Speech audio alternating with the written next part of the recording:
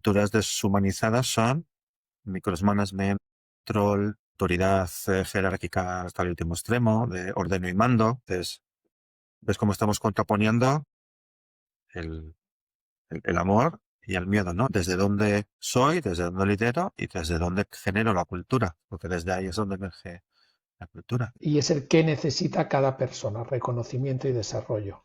Y el cómo lo quiere cubrir, en individual o en equipo. Y empieza por uno mismo. Si no tienes tiempo para pararte, reflexionar, observar y luego reflexionar, qué comportamiento he tenido, cómo ha impactado a los demás, qué respuesta ha habido, se han callado, se han participado desde dónde, han aportado realmente o me han seguido la corriente. Hola Juan y bienvenido a la gran pregunta, que hoy hablaremos de humanizar las organizaciones con tu libro recién salido del horno. O sea, qué maravilla poderte tener aquí. Y ya por lo que hemos hablado, creo que vamos a disfrutar un montón, ¿no? Bueno, lo primero, gracias. Bueno, gracias a ti, Ramón, por invitarme, ¿no?, a la gran pregunta y a tener esta conversación para compartir y espero que les sea de utilidad, ¿no?, a quienes nos escuchen. La verdad es que me sigo emocionando, ¿no?, de ver y tener en las manos el libro.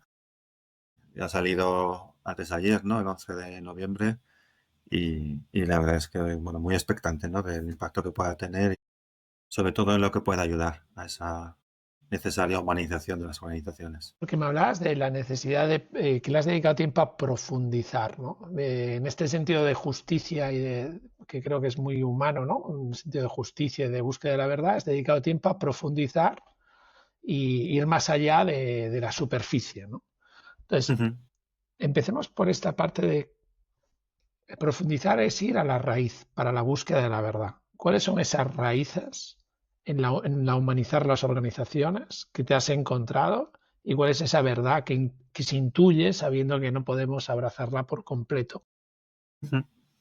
Sí, bueno, pues bueno, la reflexión y la investigación que he ido realizando y también por la experiencia, eh, al final las organizaciones estamos formadas por equipos y debajo de los equipos están las personas, ¿no?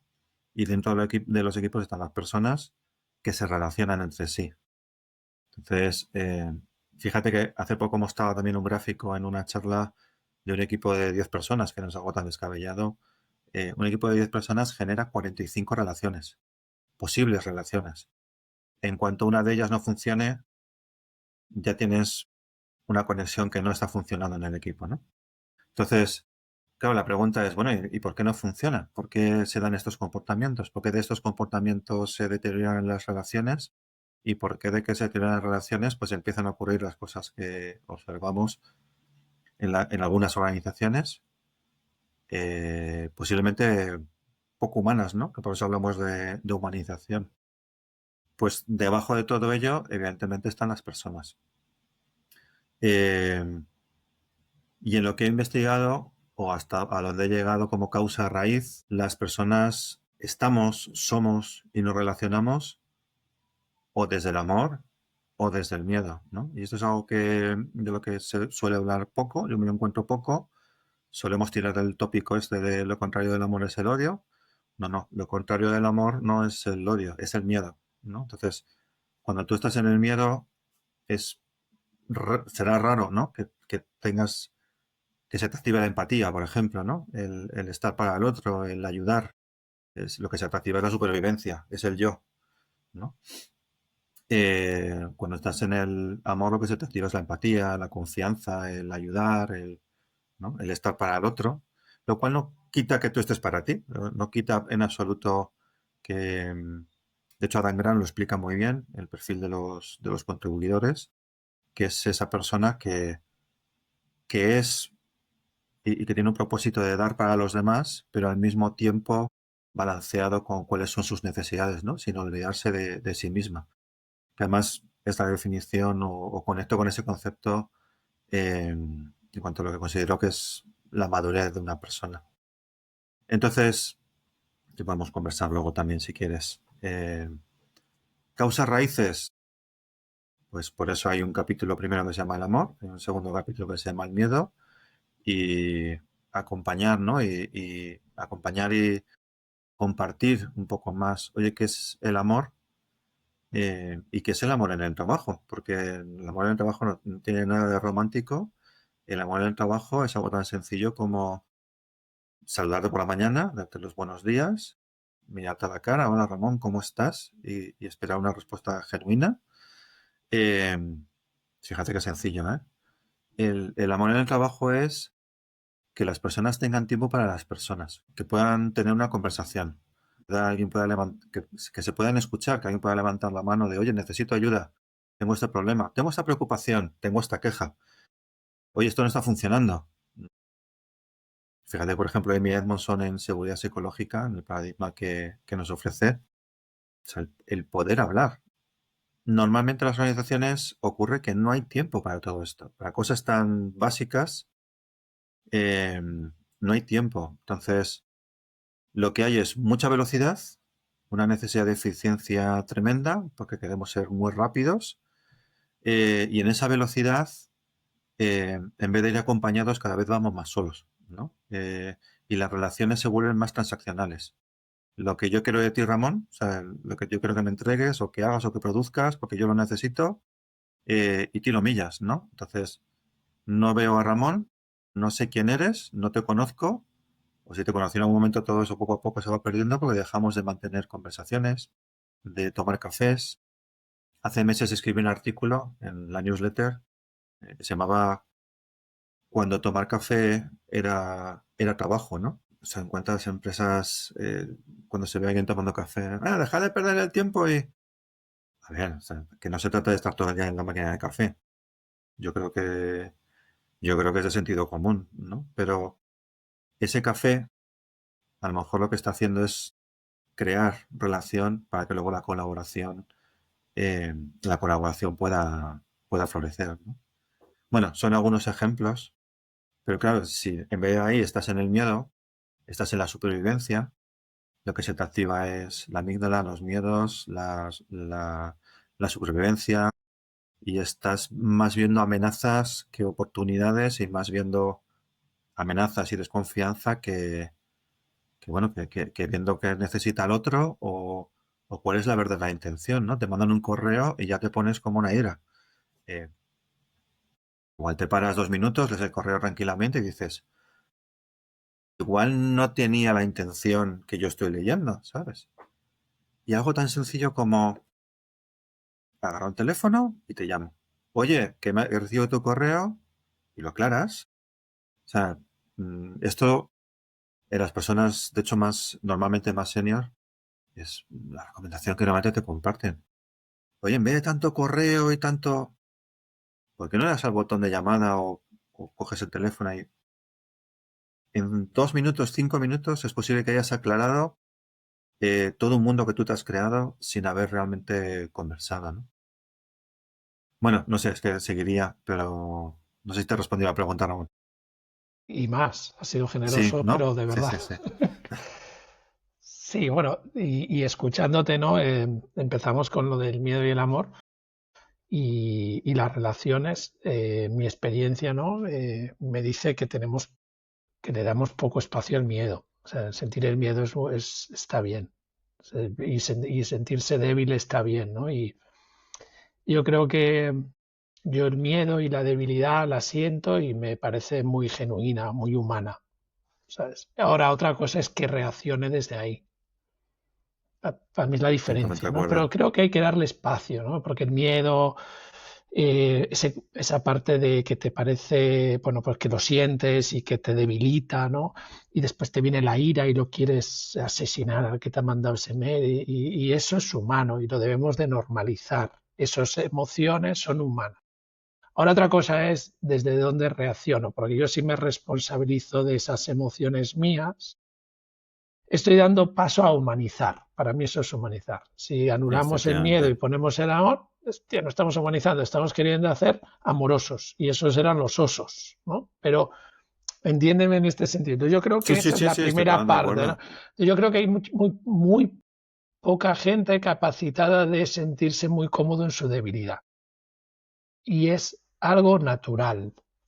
Sí, porque somos humanos y porque en el momento que tienes un poco consciente te das cuenta que eres el centro de muy poco y sentir miedo es natural. Ahora, ¿cómo reacciono, no? Y lo que estabas diciendo ya me parece bien. Oye, ¿cómo reacciono? ¿Cómo veo, cómo transformo esto en algo que pueda ayudar a construir, que me pueda hacer bien a mí, que primero me comprenda a mí, que después de... Eso requiere tempos. Y los tempos, como, mira, tú casi publicas Rosalía contigo, ¿no? Pues ha jugado con unos tempos, ¿no? Que es la armonía de la organización. Y yo pienso que de abajo a arriba y de arriba a abajo estos tempos se confunden la velocidad con con lo eficaz. Y entonces es es una tragicomedia muy divertida, sí, sí, pero al mismo tiempo es una tragicomedia porque es que realmente, o sea, la gente se suicida, la gente se da de baja, la gente Auténticos tal, dramas. y Sí, después sí, sí. esta gente totalmente, o sea, como, sabes, que no aguanta su debilidad y que cree que tiene un puesto y que no puede sentirse totalmente fatal. Y a lo mejor era que tenía un padre que era débil y no podía y no puede mirar ahí, ¿no? Yo creo que esto es de lo que va. Y necesitamos poner esto para poder, desde ese equilibrio que has dicho, que me ha gustado entre mis logros y los conflictos, ¿no? Entre los resultados y los cuidados, entre todo este equilibrio, empezar a crear y expandir. Y eso sí me gusta, expandir el amor. Ujú. Eso sí es una Fíjate, responsabilidad. me vienen dos reflexiones. Empiezo por la primera, luego a ver si me acuerdo de la segunda. Pero eh, Te la dejo primera anotar, por es, si acaso. la primera es sobre el miedo, ¿no? No solemos, no solemos conocerlo, no solemos bajar ahí, no solemos familiarizarnos con el miedo. Y y cuando trabajas el miedo, lo que te das cuenta es que precisamente ese silencio en el que vive el miedo es lo que le hace tomar más poder, ¿no? Entonces, yo cuando imparto talleres de liderazgo y trabajamos el miedo, lo primero que hacemos es, con dinámicas muy sencillas, es bajar ahí y que la propia persona sea consciente de, oye, en qué ocasiones me ha sesgado, me ha condicionado, me ha hecho tomar decisiones que luego me he arrepentido. Eh, y a partir de ahí lo que trabajamos es cómo se gestiona el miedo. ¿Vale?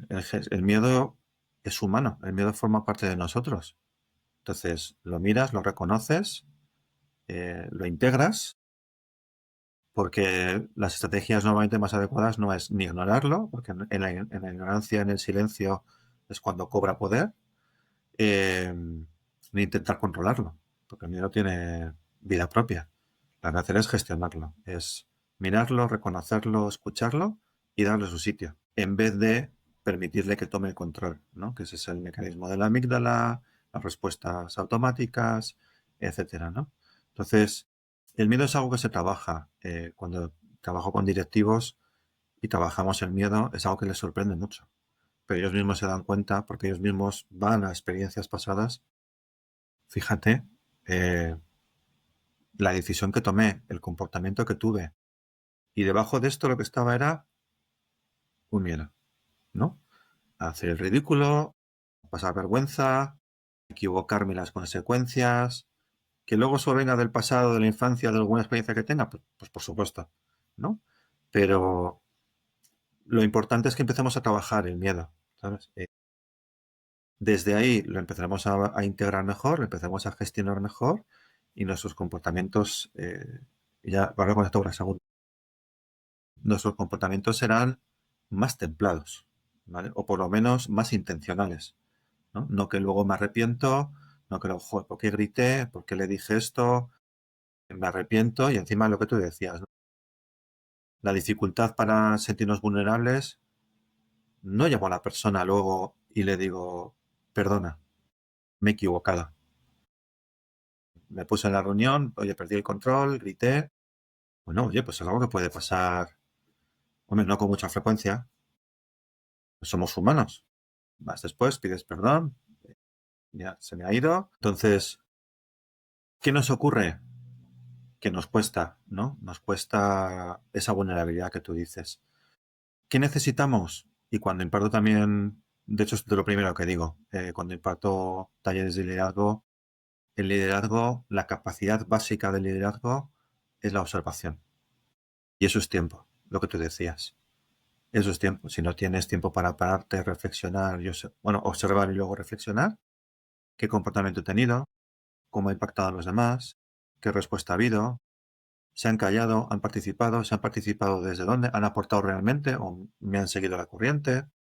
Vamos, tengo ese ejemplo como cualquiera, ¿no? Pues observas, reflexionas y eso necesita tiempo, ¿no? Lo que pasa es que vamos con tanta velocidad, con una carga de trabajo tan grande, que por cierto el otro día leí un artículo o un post por ahí que venía a decir que encima estamos en un momento en el que parece que es una medalla, ¿no?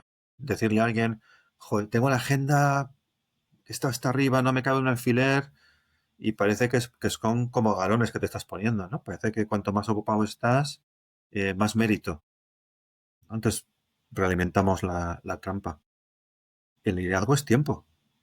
O sea, tiempo para observar, has tomado decisiones, has tenido comportamientos, qué ha ocurrido, es lo que tú esperabas, has hecho lo que está en línea con lo que tú quisieras hacer, qué hay que corregir, qué hay que afinar, es observación, ¿no? Y a partir de ahí, tomar decisiones. Entonces, he conseguido responder las dos cosas que me venían, Ramón, eh, pero es tiempo. Entonces, en este concepto de velocidad o ultravelocidad en el que estamos inmersos, ¿no? Y de agendas hasta arriba, pues a veces somos víctimas y a veces lo creamos nosotros, ¿eh?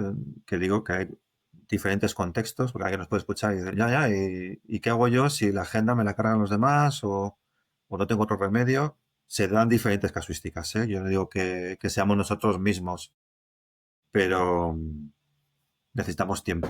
Yo en esa parte, al final, es la cultura de la responsabilidad individual para, yo le llamo así, ¿vale? Pero para mí es Sí, sí. la cultura de la responsabilidad individual para vivir en paz. Y vivir en paz en una organización es tener salud y tener dinero, fin. O sea, no nos liemos la manta a la cabeza, ¿no? O sea, es como muy sencillo, ¿no? Entonces, esa cultura de la responsabilidad individual para que estos dos cosas, tanto la salud y el bienestar y la creatividad, las relaciones, todo lo que quieras meter ahí abajo esté bien, recursos humanos, y el negocio esté bien, ¿sí? Números que salen, bueno, pues es que es así de sencillo, es un sistema expansivo que tienes que crear que cada vez expanda más. Para mí, para eso, esta cultura que digo, la responsabilidad individual, funciona muy bien. Sí, yo creo que cuando tú estás seguro de ti mismo y tienes un amor propio grande, si la organización es una mierda te vas. ¿Sabes? No, que no hay problema, ¿sabes? No te preocupa, ¿no? O sea, y las organizaciones que están en esta parte, ¿no? De cada vez más presión para llegar a un 5% más, un 10% más, tiene que coger a gente que no se ama a sí mismo y eso es muy duro, también te digo. Entonces, como que ahí hay un acuerdo, ¿no? Pero yo creo que en el momento que tú eres capaz de si tienes salud, insisto, si no hay salud es lo primero que hay que arreglar, pero Ya, si no, tienes claro, salud, o sea, que definitivamente. yo estoy hablando de gente saludable, pero si no tienes salud, eso es lo primero que hay que arreglar. Pero si tienes salud, muchas veces el profundizar en algo, el observar algo, en contemplar algo, haces que pase de tener 100 o sea, pues llegar al objetivo del 100 al llegar al 250. Porque hay dos, ¿no? Hay que profundizar muchas veces para ir al siguiente paso y pegar saltos un poquito más cuantis, ¿no? Entonces yo creo que esa parte, mi experiencia me sigue diciendo lo mismo, me dice que la responsabilidad individual de cada uno, que cuando viene esa parte de inquietud y de inseguridad es algo normal y humana, que miremos de dónde viene, tampoco hace falta pararse mucho, si tampoco es algo que te tengas que poner ahí horas y horas, ¿no? Pero y desde ahí buscar cómo. Hay otra cosa que me llama mucho la atención, es que la gente le cuesta mucho saber lo que aporta. A lo mejor define el rol, define tal, pero no lo que aporta él, el valor que realmente tiene él, el don que tiene él, la naturalidad, o sea, lo que realmente es y tiene. Y eso digo de arriba abajo y de abajo arriba porque me lo he encontrado, ¿no? Entonces yo creo que la cultura que propones y lo que he podido leer de ti, me gusta el si realmente tú eres responsable de ti y los comportamientos que tienes, y esto se da en una organización, llama el equipo de 10-12 o de 10.000, si eso somos capaces de inocularlo, será una organización pues que es saludable en este sentido, ¿no? Ujú. Oye, que dará Me- beneficios y dará ujú. bienestar. Y creo que hay que partir de la base de no sabemos cómo hacerlo. No tenemos Bueno, muchos casos de éxito donde aprender, ¿sabes? O sea que sabemos las directrices, pero que nos sintamos cómodos en ese no saber porque los contextos cambian, porque llega la IA, sí, porque sí, llega no sé por qué. supuesto. Entonces, en ese En incertidumbre, desarrollo, ¿no? En incertidumbre. sí, pero en ese desarrollo continuo, en ese equilibrio continuo, en ese y aquí es donde nos movemos. Y claro que mandan resultados y bienestar. Fíjate, me resuena mucho lo del amor propio, porque es algo que está presente a lo largo del libro, y además como idea troncal para conectarlo todo, ¿no? Eh, la idea principal, que parte del capítulo del amor, es que la persona que logra la madurez es la persona que aprende a amarse a sí misma y al mismo tiempo de manera equilibrada, desde ese amor propio, desde ese me conozco mis necesidades, también conozco mis fortalezas, que es un poco lo que tú también comentabas. Eh, eso me genera a mí una confianza, me genera una confianza de no estoy desvalido. Al mismo tiempo, no soy mejor que nadie, ¿no? Es decir, no me lleva a la superioridad, no me lleva a la... Desde esa confianza de tengo capacidades, tengo habilidades, puedo aportar valor, puedo aportar, soy una persona que se puede relacionar, desde ahí miro a los demás, ¿no? Pero miro a los demás como personas, ¿no? Con las cuales me puedo relacionar. Porque desde ese no soy perfecto, no tengo capacidad de hacerlo todo. Yo, por ejemplo, me dices, Juan, ¿puedes ser astronauta? Te digo, no. O sea, creo que esto lo afirmo yo y 8.000 millones de personas, ¿no? No hace falta que haga ningún test, ninguna prueba física. Entonces, a partir de ahí, claro, ese miedo que me genera y cómo puedo yo sobrevivir en este entorno relacionándote, ¿no? Desde esa confianza que tengo en mí mismo, ese amor propio, la confianza de voy a encontrar personas alrededor con las que me puedo relacionar, me puedo complementar, puedo encontrar ayuda para mis necesidades y viceversa. Y para algunos de ellos yo voy a poder también aportarles para sus necesidades, ¿no? Eh, eso te genera una madurez, ¿no? Desde la cual te relacionas diferente. Cuando no la tienes y no lo has resuelto, claro, o te relacionas desde la inferioridad, desde la dependencia, o te relacionas desde la superioridad, ¿no? Y yo necesito sobreponerme a todo esto y proyectar, porque no es que sea verdad, y proyectar el... Y ahí empiezas a conectar con lo que pasa en algunas organizaciones, en algunas culturas, que es un poco lo que apuntabas. Oye, necesitamos crear dinámicas de, de autoridad, dependencia, etcétera, para que esto pueda funcionar. Pero eso está basado en relaciones, bueno, pues menos sanas, ¿no? Que nos lleva, pues eso, a otro tipo de relaciones donde hay miedos al final, ¿no? Lo que no hay es madurez. Claro, tú hablabas de responsabilidad individual, estoy totalmente de acuerdo. Lo que necesitamos es responsabilidad individual en los miembros de los equipos y en las personas que ocupan roles de liderazgo. Cuando eso no se da, ¿qué empezamos a ver? Empezamos a ver excusas, culpas, ¿no? Y eso es frecuente. También es algo que nos puede también empezar a tomar el pulso, ¿no? De cómo es la cultura aquí qué se está dando. Se está dando confianza. Yo en el contexto laboral, en vez, no más que de amor, porque hombre, te presentas en un comité direccional de amor, es un poco, pero puedes hablar de confianza, ¿no? De hecho, la confianza puede ser un valor que forme parte de una empresa. Y la confianza es poder escucharnos entre nosotros y relacionarnos de una manera sana. Y lo que decíamos antes, si recibo un correo, oye, cojo el teléfono, te llamo, oye, explícame qué es lo que quieres decir, cuál es la intención, y desde ahí a lo mejor te quedas como más tranquilo. Dices, "Hombre, pues, no era lo que a lo mejor mi miedo podía activarme, ¿no? La intención a lo mejor era otra. Respecto a lo que decías del cómo, Yo te diría que Daniel Goleman publicó hace ya más de 40 años Inteligencia Emocional. Yo diría que en muchas organizaciones hay programas de bienestar. Yo creo que podemos implantar itinerarios de, de gestión emocional para aprender a gestionar nuestras emociones. Yo creo que podemos, yo creo que el cómo sí lo sabemos. Lo que pasa es que sorprende que, no sé, yo creo que vamos cerca de 50 años desde que Daniel Goleman publicó su libro y a lo mejor hemos avanzado poco, desde una perspectiva. Sí, yo soy una persona que al final pienso que hay evolución, ¿eh? O sea, está claro que evolucionamos. Y bueno, en las organizaciones, ¿no? Y en humanizar las organizaciones y demás, creo que una de las cosas que has dicho y escuchándote es, pues eso, ¿no? Al final, que cada persona sea capaz de afirmar lo que da y lo que necesita recibir es un buen principio. Y yo creo que en ese dar y recibir, en ese equilibrio, centrarse en conseguir los resultados, en crear, en perseverar y en conseguir los resultados, es la consecuencia de ese dar y recibir, ¿no?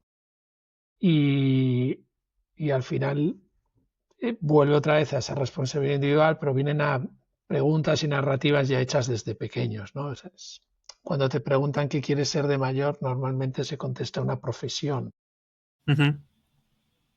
Sí, no el valor que quieres aportar, ¿no? Sino el rol o la posición. Claro, O... entonces es como, Sí, sí, sí. porque ya estás ahí generando, ¿no? Esa parte que... Entonces yo creo que nos queda camino, si está avanzando, en la parte emocional y racional es integrarlas, no hay que escoger una u otra, y esta parte de dar y recibir en una cultura organizacional pues se lleva al final a esta parte de, oye, si tengo claro, yo empezaría, si tengo claro lo que doy, tengo claro lo que necesito recibir para conseguir los objetivos que están marcados, que son las metas que tenemos, cómo pues podemos, si estamos tomando un café, estamos tomando un café, pero a lo mejor se está tomando un café para conseguir esos resultados, ¿no? Y si no, si hay una cultura que parece que los resultados o se quema la gente o tal, ¿qué reflexión individual empieza haciendo cada uno? Y en esa parte de reflexión individual, además, yo creo que baja en cascada lo que es de arriba abajo. Los miedos de arriba abajo es increíble cómo bajan en cascada, ¿no? Hombre, claro, los roles de liderazgo, cuanto más arriba estás en el organigrama, más influencia tienen, más impactan, evidentemente. No es lo mismo la decisión que pueda tomar un mando que lo que puede tomar un manager, un directivo o la alta dirección. El impacto que puede tener, no sé, pues el decidir una política que afecta a toda la empresa o la decisión que pueda tomar el responsable de un equipo de 10 personas, evidentemente el impacto es el estar en el amor o estar en el miedo, el, el, el cómo hemos evolucionado hacia esta madurez, pues claro, pues, depende de la posición que ocupes, va a tener un impacto u otro, ¿no? Pero también estábamos hablando o apuntabas a las relaciones, ¿no? Las organizaciones son individuos. Si ayudamos a los individuos, pues eso, a esa gestión emocional, a ese apreciarnos más a nosotros mismos. Fíjate, Google tiene este programa de I Am Remarkable, que se está dando, es un movimiento ya que se está dando en todo el mundo. Es un taller que viene de las investigaciones de Google, de investigando, oye, ¿por qué hay colectivos que se sienten, bueno, pues más impostores, más inferiores o se postulan menos, ¿no? Bueno, hablábamos, pues eso, autoconfianza, amor propio. I Am Remarkable es un taller que justamente lo que te hace es impulsarte, ¿no?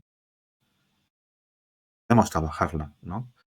El reconocimiento, pues no sé, desde los cursos de Management 2.0 hasta que el responsable del equipo también proponga una ronda de reconocimientos. Yo, por ejemplo, lo practico mucho, que las personas del equipo nos miremos y nos reconozcamos, ¿no? Oye, que justamente lo que decías tú, ¿qué te aporta, ¿no? Y que alguien del equipo te diga, María, pues es que siempre que lo necesitamos nos echas una mano, ¿no? Y el trabajo sale adelante. Pues imagínate, María, cuando escucha eso, ¿no? Son momentos muy emocionantes. Además, cuando solo conectas eh, con las investigaciones de John Gottman, ¿no? Sobre las relaciones, la cohesión de relaciones, el hecho de que haya reconocimiento, de que haya admiración y que lo fomentemos, eso genera cohesión en el equipo. Genera relaciones más sanas, de más aprecio, ¿no? Más inclusión. Hay cosas que podemos hacer para que las relaciones sean más sanas dentro de la organización. Desde las personas como desde el contexto, ¿no? Con herramientas, con ceremonias, por ejemplo, los kudos. El viernes tenemos un momento que paramos y leemos los kudos y nos leemos los kudos, ¿no? Pues una ceremonia, pues un momento, un ritual bonito, humano, de generar vínculos y de justamente lo que decías de ¿qué estoy aportando yo aquí? Pues es importante. Bueno, pues tengo amor propio, yo entiendo que aporto aquí, tengo esa confianza, pero además me lo dicen, ¿no? Y hay maneras, porque claro, seguramente alguien lo está escuchando a lo mejor si ha llegado a este punto y puede estar diciendo, "Oye, esto es del amor en el trabajo", no, esto se traduce en acciones concretas, ¿no? Fíjate, el segundo factor de cohesión en las relaciones del equipo que nos ofrece John Gottman es aprender unos de otros. Que haya tiempo de personas para personas en el equipo, ¿no? ¿En qué te puedo ayudar? Para que alguien del equipo te eche una mano, eso que necesitas aprender que no sabes o que has descubierto, eh, que haya tiempo para apoyarse. Y eso genera una conexión tremenda dentro del equipo, ¿no? Nos vemos, nos miramos, nos reconocemos y nos admiramos, en vez de ver lo que es diferente, ¿qué me aportas? ¿Qué estás aportando al colectivo, ¿no? Al grupo, a la tribu? Y desde ahí también tenemos tiempo para ayudarnos entre nosotros. Fíjate, hablábamos antes de esta ultra velocidad en la que vivimos, la necesidad de ultra eficiencia como mantras. Claro, cuando tú estás en la ultra velocidad y en la ultra eficiencia, ¿qué es lo primero que se queda por el camino? El tiempo de las personas para las personas. Porque como no tiene un output, no tiene un outcome, no tiene una entregable directo, inmediato, no se ve productivo, no es eficiente. Hablamos del café, hablábamos del me paro 15 minutos y echo una mano a mi compañero, eh, una conversación en equipo, una ronda de reconocimientos, el parar para leernos los kudos, en ejemplos. Todo eso en el mantra de la autoeficiencia se ve como vamos, eso es como, hay que cortarlo ya. Es cierto, oye, pues hay una urgencia, hay un pico de trabajo, una semana, 2 semanas, un mes. Bueno, oye, pero si tú eso lo extiendes y poco a poco lo vas cortando, nos deshumanizamos. Por eso hay un libro que se llama Humanizar las organizaciones. En todo ese proceso nos deshumanizamos. Somos seres sociales, el ser humano es un ser social. Lo que necesitamos es relacionarnos. Esto Alex Rovira lo explica muy bien en textos y en algún vídeo. Necesitamos mirarnos, reconocernos, conocernos.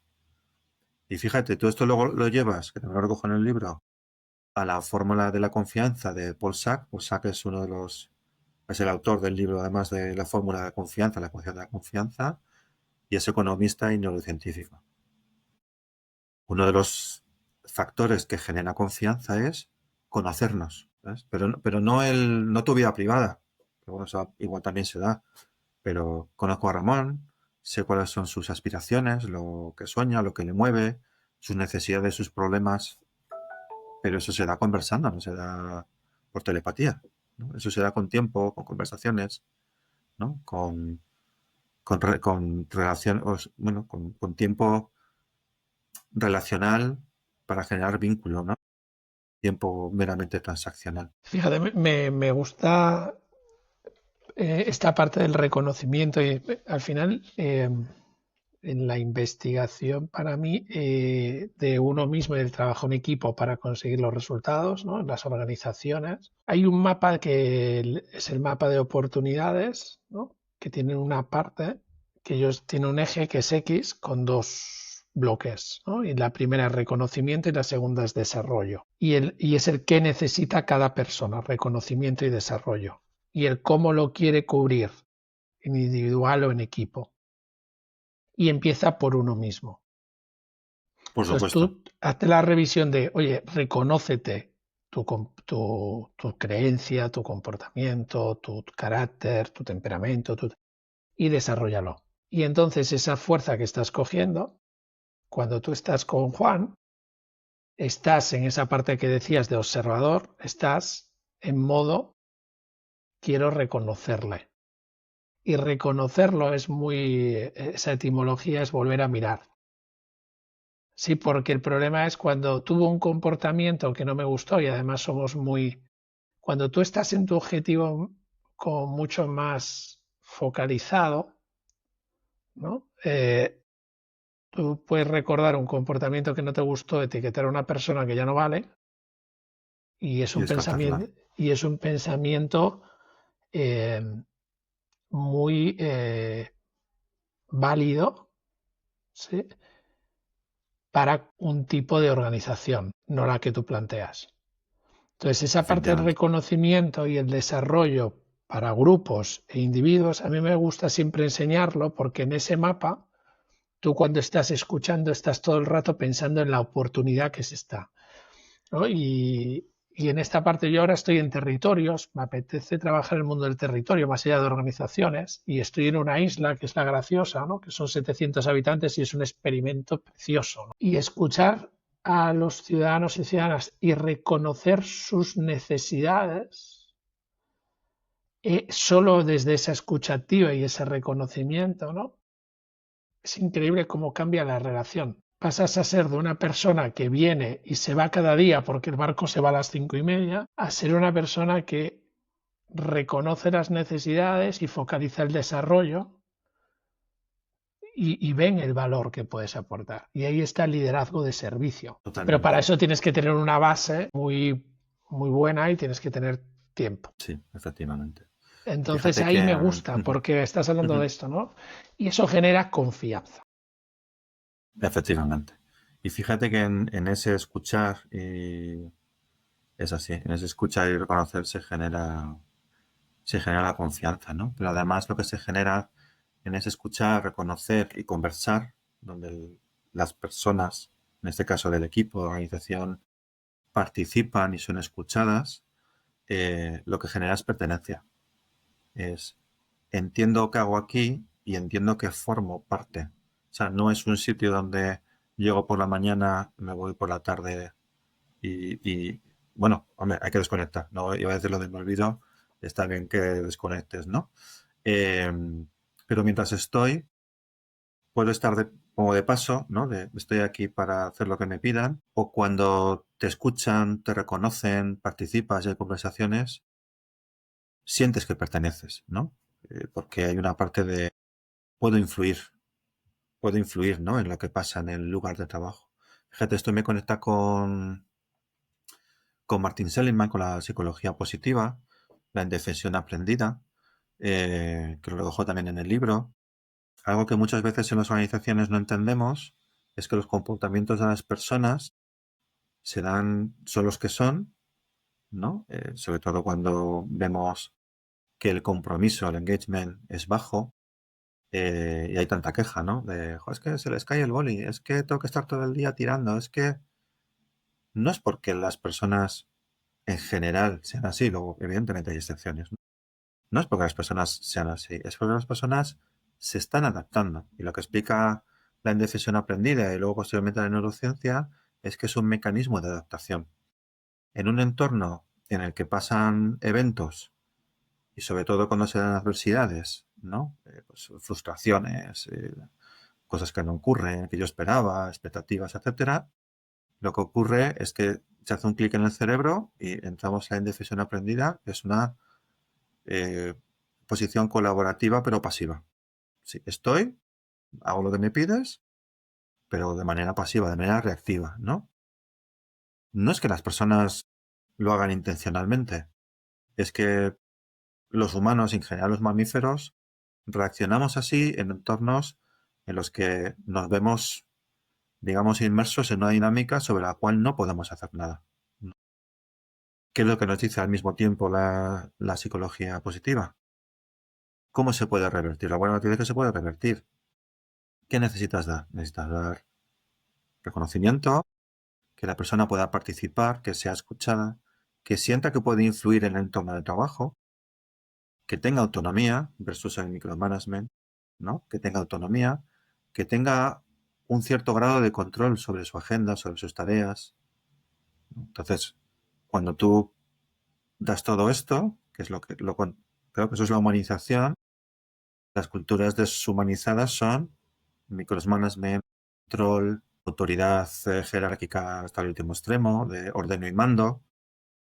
Entonces, ¿ves cómo estamos contraponiendo el amor y el miedo, ¿no? Desde dónde soy, desde dónde lidero y desde dónde genero la cultura, porque desde ahí es donde emerge la cultura. Fíjate cómo la psicología positiva con la indefensión aprendida, que nos explica el propio Martín Seligman, nos dice, ya últimamente hemos descubierto que la indefensión aprendida no es un aprendizaje, es un mecanismo de adaptación, y lo que hacen los seres vivos es adaptarse. Entonces, ¿qué es primero, el huevo o la gallina? O sea, ¿qué es primero, el comportamiento de la persona o el contexto que está induciendo que la persona entre en una indefensión aprendida? Pues si es el contexto, a lo mejor ahí desde las organizaciones tenemos que empezar a cambiar el contexto en el que nos desenvolvemos, ¿no? Yo creo que con esta comparación que has hecho, empezaría porque cada uno se mira a sí mismo y ya está. Y así, pues, mírate, respóndete. Seguro que no estás en un 100% en ninguna de las dos, ¿no? Y a partir de Bueno, ahí lógico, sí, sí. empieza un camino, ya está, y mírate un camino, ¿no? Y empieza un camino de compromiso para ese reconocimiento y desarrollo, porque cuando tienes salud, tú quieres desarrollar, te quieres desarrollar, quieres evolucionar, quieres aportar, quieres dar, porque estás en una zona de salud, ¿no?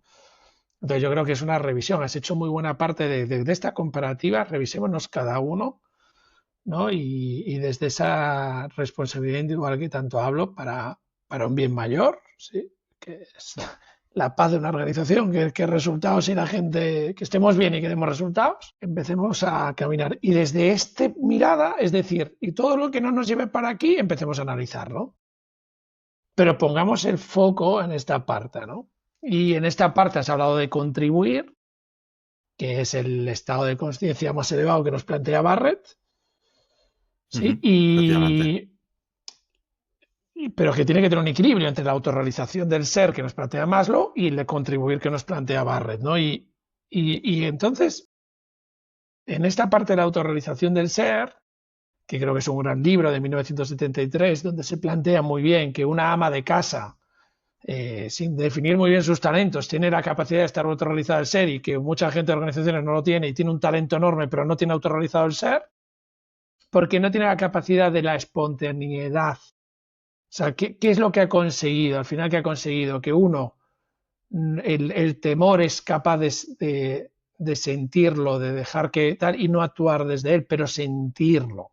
Porque caemos mucho en no dejar sentirse mal. Y si no te puedes dejar sentir mal, no estás bien. Estás un poco tarao. Sí, y Bueno, después en otro. Pero digo el equilibrio, Juan? No digo quedarse, pero coño, que se te sientas, que sentir la tristeza, sentir la apatía, que las eso emociones. Sí, forma sí, sí. parte natural del ser humano. ¿Sí? Y después, en esa parte, tú además, desde esa, actuar desde el amor que llamas, desde esa parte y desde ahí actúo, ser espontáneo, espontáneo. Y entonces, cuando tú equilibras esto, has autorrealizado tu ser. Bueno, tienes todo un camino. Pero a partir de ahí, para colaborar con otro, lo primero te tienes que alinear, tienes que empezar a colaborar, mentorizar, tal, no sé qué, ir acompañándonos, lo que dices, aprender unos de otros para contribuir. Y cuando estas dos, la parte colectiva y la parte individual, está bien, en el medio se da la evolución, que es el desarrollo constante. Cuando ahí hay una buena tensión entre las dos, hay salud. Entonces, si hay salud en la persona, hay salud en el equipo, hay salud en la organización, hay organizaciones saludables, hay organizaciones humanas, y se consiguen los resultados. Fíjate en lo que comentas, y ya creo que varias veces ya has comentado esa dificultad que tenemos para reconciliarlos con la vulnerabilidad, ¿no? Nuestras emociones, sobre todo para reconciliarlo nosotros y para mostrarlo, ¿no? Para conocerlo hacia afuera. Fíjate, hablo en el libro también acerca de las culturas heroicas, ¿no? Esto se lleva mucho, que muchas veces pongo el ejemplo este de la película de 300, se nos crea un paradigma porque en ocasiones da igual lo que te han dicho en el MBA, en el PDD, en el curso directivo, donde te habrán contado las mejores prácticas. De todo eso se quedó ahí en el curso, ¿no? Al final lo que te queda es la película de los 300, muchos, muy fuertes, muy brutos y a doble limpio, ¿no? Y esto nos conecta con las culturas heroicas. En muchas organizaciones, si tú preguntas, ¿aquí quiénes son los héroes? ¿O quiénes están en los titulares? ¿Quiénes son los más reconocidos, los más promocionados? Y de ahí te salen muchas respuestas, ¿no? Eh, y normalmente los héroes, pues sí, son evidentemente los que dan los resultados, pero ¿a costa de qué? ¿No? Sin medir el cómo o qué coste ha llevado, coste en personas, en salud, etcétera, ¿no? En rotación, o incluso a veces hasta en accidentes, etcétera, esos resultados, ¿no? Y lo que se alimenta de una manera reiterativa es un roleplay, ¿no? Un role model, perdona. Si tú quieres estar aquí, ¿no? El éxito es este. Y si tú quieres estar aquí, hay que llegar, cueste lo que cueste, ¿no? Y en ese cueste lo que cueste, tienes claro el objetivo, pero el cómo da igual, ¿no? Y hay organizaciones en las que, de hecho, eso se dice explícitamente. Eh, a mí me da igual cómo lo consigas. Eso es algo que imagino que a día de hoy sigue ocurriendo en organizaciones, el que le digan a un directivo, a mí me da igual cómo consigas, ¿no? Tú consigues ese objetivo, esa cuota, etcétera. Estás dando un mensaje, hombre, en ese a mí me da igual, claro, a continuación se da la vuelta, mira alrededor y dice, pues el ejemplo es ese, o esa, ¿no? El ejemplo es, realmente da igual. Entonces, volvemos a la ultravelocidad, a la ultraeficiencia y volvemos al, realmente da igual, ¿no? Volvemos al, bueno, conectamos con el fin justifica los medios, eh, y se alimenta esa cultura de los héroes. ¿Qué sucede? Que llegas, vives en tu momento de gloria, pero tienen que llegar nuevos héroes. Entonces, sobre todo las personas más senior, lo que viven es cómo caes habitualmente en ese cementerio de elefantes, que se suele llamar en las organizaciones, de antiguos héroes que fueron cayendo poco a poco y que se quedan ahí en el olvido, ¿no? Y a veces, bueno, a veces no, normalmente muy defenestrados, muy poco reconocidos, eh, y también ellos muy frustrados en esa frustración de con todo lo que yo di, y fíjate ahora el poco reconocimiento que tengo. Se da el fenómeno de Peter, ¿no? El de la máxima, ¿vale? Se da el te pongo en un cargo por ahí que no molestes, etcétera. Pero claro, ¿qué ocurre también con las nuevas generaciones? Ahora que se habla mucho del Quiet Ambition, de que ellos no quieren promocionar, etcétera, pues que están observando, ¿no? Están viendo estas dinámicas y están diciendo, realmente no hay premio, ¿no? Realmente es un coste muy alto personal, pero también con el equipo, con las personas del entorno, el llegar ahí para durar lo que dures y acabar pues eso, en el cementerio de elefantes con suerte, ¿no? Entonces, ¿qué se recomienda? Hombre, cambiar el role model, ¿no? Empezar a conocer pues a las personas que están consiguiendo resultados, colaborando de una manera sostenible, que tienen buenas valoraciones de sus equipos, que lo consiguen sin que dé igual el cómo, ¿no?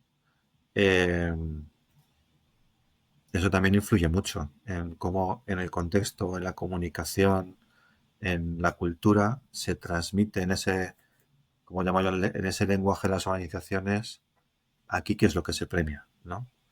Entonces, aquí se premian los héroes, claro, los héroes son lo que son, o se premian las personas que van hacia los objetivos, que consiguen resultados, y sí importa el cómo, ¿no?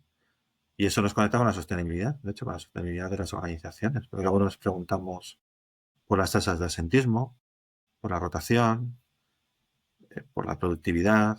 Oye, ¿por qué no crece la productividad? Nos preguntamos, oye, ¿por qué la gente no quiere venir a trabajar a esta empresa? Sí, yo al final lo que veo es, hay un modelo, ¿no? Que es mucho de focalizarse en resultados y hay modelos organizacionales que se enfocan en resultados.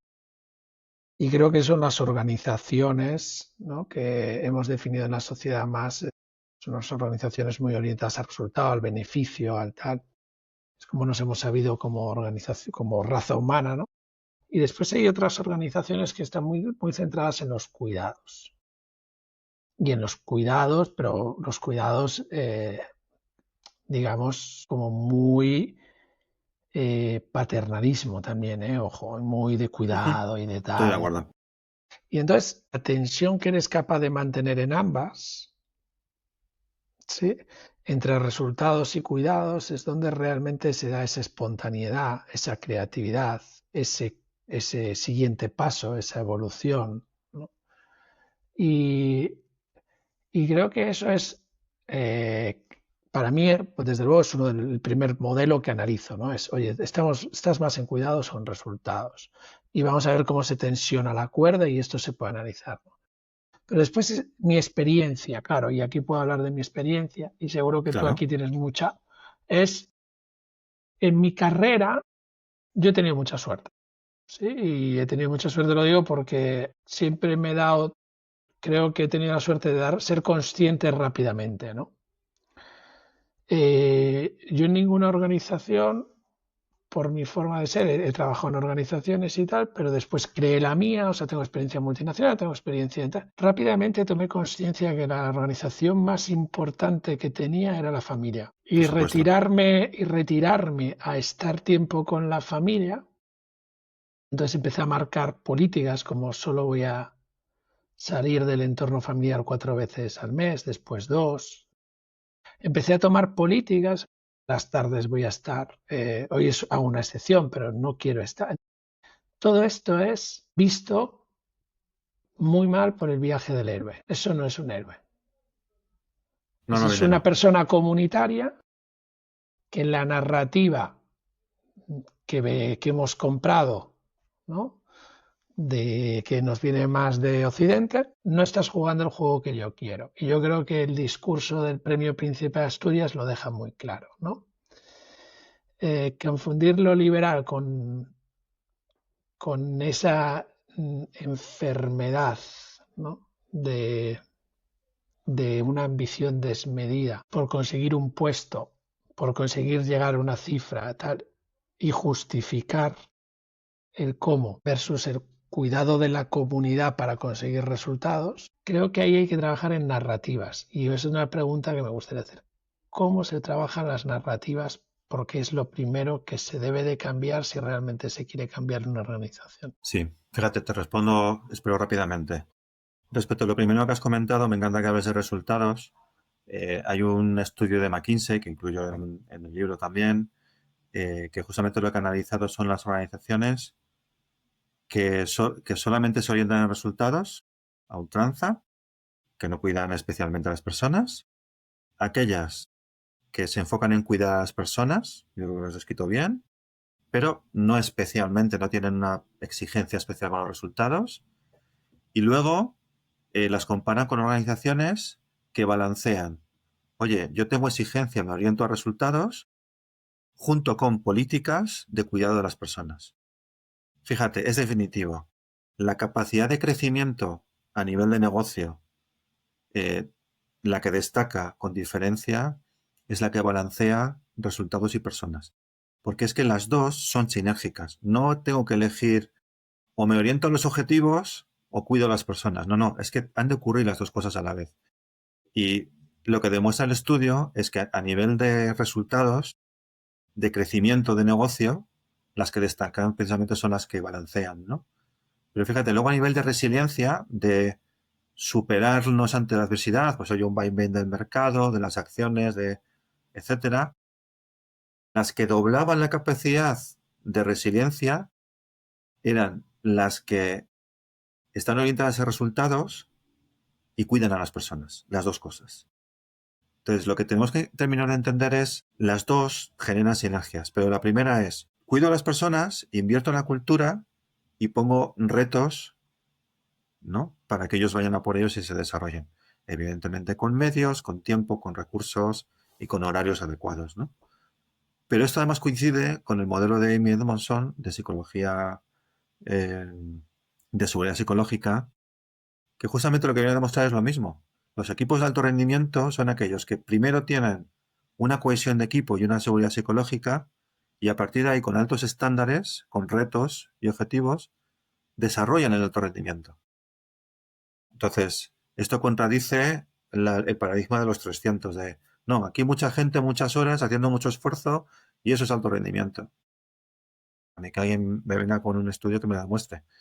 Aparte de que no lo he visto nunca. Esto nos conecta con las narrativas. ¿Qué necesitamos? Necesitamos narrativas en las organizaciones que visibilicen la seguridad psicológica, que visibilicen las personas y los líderes que generan confianza, que están para las personas, que consiguen resultados, ¿no?, junto con las personas, junto con sus equipos. Esto tiene que ver con la gestión del talento. No da igual a quién promocionas, no da igual a quién le das oportunidades. En la narrativa tradicional, a quien le damos las oportunidades es, pues, casi que te lo diría, que al más bestia, ¿no? A quien está dispuesto a hacer lo que haga falta a cualquier precio. Claro, luego eso, pagamos el precio, ¿no?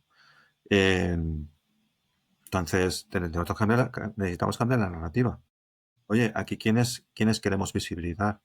Ahí podemos también llevar acciones de narrativa, de visibilización, que reconozcan que estamos centrándonos mucho en liderazgo, a las personas, a los compañeros de equipo que están para los demás, que colaboran, que generan buen clima, ¿no?, que ayudan, ¿no? Entonces, esa es la narrativa, ¿no? Que necesitamos generar una narrativa que te quede claro, aquí la cultura queremos que sea esta. Desde el reconocimiento de la diversidad, de que somos diferentes, ¿no? Oye, una persona, como suele decir Víctor Coopers, una persona puede ser una ceniza. Oye, pues igual no la vamos a dar visibilidad porque sea la persona más alegre, ¿no?, o que genere mejor ambiente. Pero mira, esa persona, cuando se le necesita, saca un ratito y te echa una mano. Y si hace falta, se queda un ratito más y se queda ahí para que tú lo saques, ¿sabes? Bueno, hay diferentes maneras de dar visibilidad a diferentes comportamientos o valores que ejemplifican qué es lo que queremos en esta organización, ¿no? Pero al mismo tiempo también te diría, siendo muy exigentes con los comportamientos tóxicos, ¿vale? Recojo también en el libro qué pasa con los tóxicos en los equipos. Ese es un tema del que no se suele hablar, ¿vale? Hay esta regla del no assholes rule, la regla de los no cretinos. Esto, hay un decálogo, está claro, hay 12 comportamientos que los empiezas a identificar, malo, ¿vale? Posiblemente hay un comportamiento tóxico, con compasión, con acompañamiento, con escucha, con feedback, con coaching, con mentoring, con lo que haga falta. Perfecto. Pero si la persona sigue teniendo comportamientos tóxicos, ¿qué ocurre si lo permites y lo consientes? Bueno, es que no hago nada, es que estás intentando favorecer a una persona, pero ¿qué pasa con el resto del equipo? ¿No? Entonces, igual estás diciendo al resto del equipo, bueno, puede ser un capullo y aquí no va a pasar nada, ¿no? Igual que volvemos también pues, oye, pues, si aquí no haces nada, si no contribuyes, si te estás apropiando de lo que hacen los demás, etcétera, aquí tampoco pasa nada. Entonces, lo que tú decías, ¿no? Aquí nadie está diciendo que no haya exigencia, que no haya estándares, que no haya reto. Pero lo que estamos diciendo, necesitamos política, necesitamos una narrativa en la que, oye, aquí venimos a echarnos una mano, a aportar y a generar un buen ambiente, una buena cultura, a tener buenas relaciones. Dentro de esto no es perfección. En ningún momento del libro digo que haya que ser perfecto. Somos humanos. Pues metemos la pata. Oye, pues, lo reconoces, hablamos, nos pedimos disculpas, vemos cómo no se puede repetir. Creo que, no sé si te he respondido a la pregunta sobre la narrativa, pero creo que deberíamos ir hacia allá. Sí, para mí más, o sea, en esta narrativa y cerrando, porque a mí yo me estoy quedando en la Sí, oscuridad total, te ya, veo, o sea, sí, que estás ahí, vamos, estás en la noche. yo me quedo ya en la oscuridad, esto desaparece mi cara dentro de poco y todo. Eh, Yo creo que queda la barba blanca al final solo, ¿no? Pero sí, esta narrativa, sí, yo creo que hay personas que en comportamientos muy negativos es necesario, pues eso, si no se es capaz de cambiar, que se sepa que no hay salud, porque es eso, y que debería recuperar su salud, y eso es la prioridad número uno, ¿sí? Y que a lo mejor nosotros, pues en este equipo, sí que es que si no somos capaces de tomar decisiones difíciles, va a ser difícil que creemos una cultura, ¿no? Y eso es importante saberlo. Es importantísimo. Totalmente de acuerdo. Y la narrativa es esta. Yo creo que la narrativa al final va de las organizaciones que más cuidan y más exigen son donde la gente quiere trabajar, ¿no? Y en ese cuidar y exigir hemos hablado del reconocimiento y el desarrollo. Hemos hablado de la capacidad de influenciar y negociar para hacer avanzar. Hemos hablado del amor propio y hemos hablado de que el miedo es algo natural que tenemos que saber sentir para evolucionarlo y devolver esa parte, ¿no? Y has nombrado a muchos autores que que después pondremos, invito a leer. Invito a leer el libro. Yo estoy con muchas ganas de profundizar en él, eso es, y porque, bueno, al final creo que cualquier persona que tenga interés en crear una organización donde haya una buena cultura, tanto de cuidados como de resultados, pues ha sido muy generoso a la hora de escribirlo, ¿no? Así que, Juan, gracias por estar en este tiempo, por compartir toda esta sabiduría y cualquier cosa que os haya podido inspirar para hacer en vuestra organización será un auténtico placer. Ojalá haya sido ese resultado y pueda haber aportado ideas. Gracias, Juan. Muchas gracias a vosotros. Hasta aquí la gran pregunta de hoy. Si quieres seguir creciendo como líder, entra en beforget.com/modelo y descubre paso a paso cómo ser un líder que consigue resultados exponenciales, porque tú te mereces la exponencialidad.